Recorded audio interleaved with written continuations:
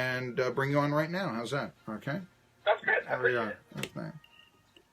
I have a lot of respect, well, somewhat, with the Orlando Sentinel. I don't respect them because I once applied for a job there and they didn't hire me. Okay, well, but nevertheless, the sport, one of the reasons I wanted a job at the Orlando Sentinel is you look at Orlando, it's a big city, it's a major market, but other than the Magic, what sports teams do they have? Oh, UCF, arena football, that sort of thing maybe, but, and so what the Orlando Sentinel often tries to do is come up with great enterprise pieces and great think pieces.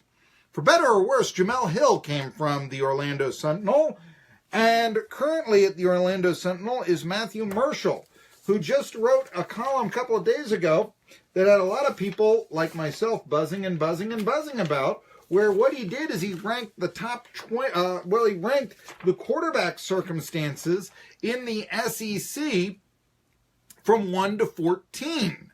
In other words, this is the best returning quarterback unit for 2018. This is the second best all the way down to 14. It caught my eye because the Tennessee Volunteers were ranked 5th, ahead of some teams that I thought had very nice quarterback situations returning, like Missouri and Drew Lock, or like South Carolina and Jake Fromm, or even Vanderbilt and Kyle Shermer. So I wanted to ask you here, and come on here, Matt Murschel, boy, you must really like Keller Christ. What's the deal with this? Tennessee 5th? What's going on here? It's something Vols fans probably like to read, but what was the impetus for Tennessee to be number 5? Well, I've looked at the addition of Keller, obviously, and, he had a really good starting record at Stanford. It really kind of fit the mold of what they were trying to do there. I think having that experience is a huge boost, for Tennessee going into not only spring, but going into fall, get ready for the season.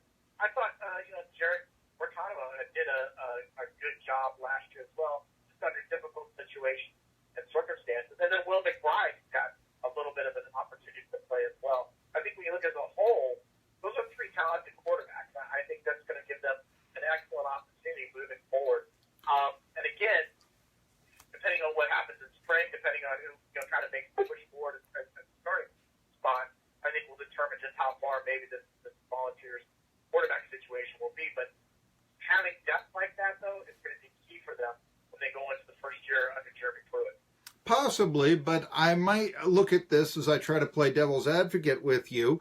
Last year Quentin Dormady started for the Tennessee Volunteers. Did so-so. But when it appeared that they weren't really going anywhere, Butch Jones makes the transition to Jarrett Guarantano. After all, he had coached his dad at Rutgers. There was a lot of buzz around Guarantano when he came in. I guess he was the 37th best prospect in the nation or something of this nature. But Guarantano really didn't impress that much. And you were also going from more of a pro-style passer to the dual threat. Christ is another pro-style passer. A lot of people think Jeremy Pruitt wants to put that into the Tennessee offense. So, you can see here again almost a similar situation like it was last year before the start of a 4-8 year. What's different this year? Is it just experience?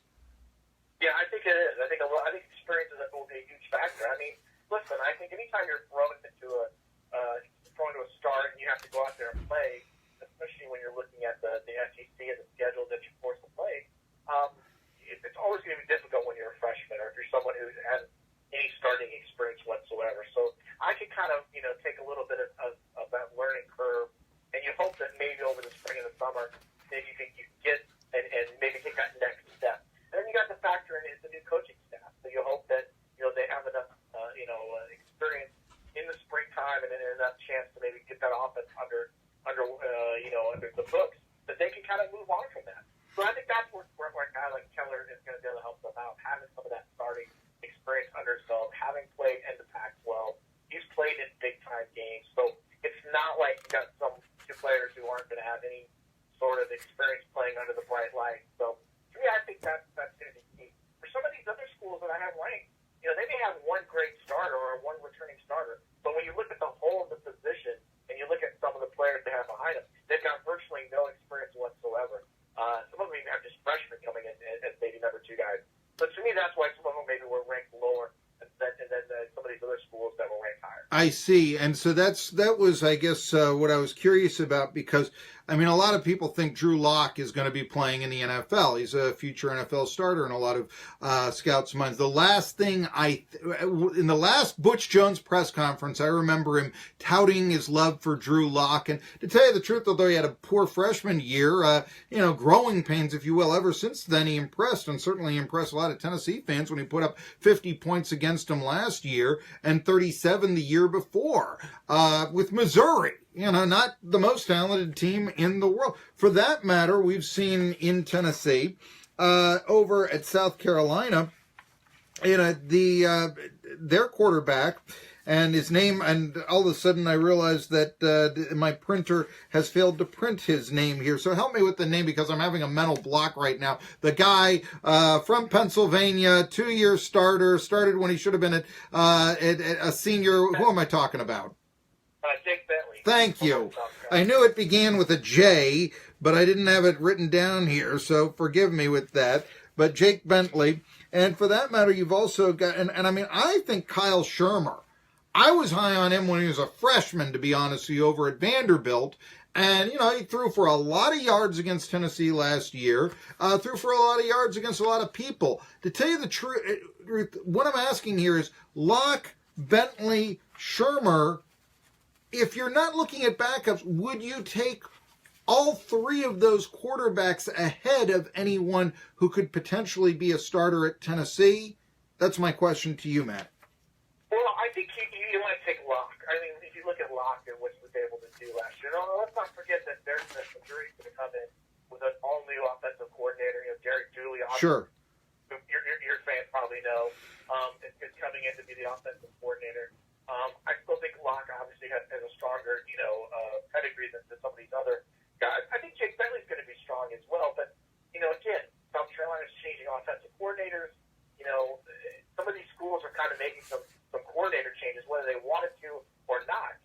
That's where some of these guys are put in. So I think Locke of the 3 would probably be the one that would stand out to me, just because of the numbers he's put up. I'd be interested to see how he kind of, transitions. I think the thing about Kyle Shermer, I like what he's done at Vanderbilt. Vanderbilt, to me, it's taken them some time to get their legs under them when it comes to their offense. And I think Shermer has been one of the reasons that's happened. The reason I have them ranked as low is because of Shermer. It's just like I said before. I think when you look at the position as a whole, they're a little thin on depth, and I think they're a little thin on experience. So if he were to go down and hurt, I think this would be a really huge impact on their offense. So that's where he's put that way. But yeah, take away their backups, some of their situations, and some of those guys might be ranked a lot higher. To tell you the truth, obviously if Shermer were hurt, then the Commodores, like they are so many times, they're 0-2 count against him. But I got to tell you, Derek Mason, the way he first handled the quarterback position, playing and seemingly everybody on his roster at quarterback when he first started out, maybe he didn't have a good one, but then he started to continue to do that with Kyle Shermer when it looked like, this guy's going to be your future. Why are you messing around with another quarterback? Why aren't you going with them 100% of the time? I think that it cost him a victory 2 years ago against South Carolina. And, I almost can make the argument that maybe, just maybe, because there isn't that heir apparent or there isn't that strong backup, it might be a positive because of the way Mason has handled his quarterbacks in the past at Vanderbilt and all this. Anyway, you got Alabama number 1, Georgia number 2. I guess you can go either way with there, but nobody's going to argue against that. Auburn, you have number 3. You like Malik Willis, you like the depth, and then Florida, and all the Tennessee fans remember Felipe Franks throwing the 60-odd yard touchdown pass to beat them to Cleveland, but this is a question mark right there. Why are you high on Florida? Is it because you just think strength in numbers, somebody's going to step up? Yeah, I think that's part of it. I think Dan Mullen has obviously done a pretty good job in his past of developing the quarterback position. That's something that's hurt Florida, on my mind, over the last 2 coaching regimes, is they haven't done a very good job of developing that spot. So I think Frank maybe have a little bit of leg on that battle. But listen, Emory Jones, the incoming freshman who's already enrolled in school, he's really highly touted. A lot of people think that he's going to probably be the heir apparent to that job. I think, if he can, play really well in spring, and if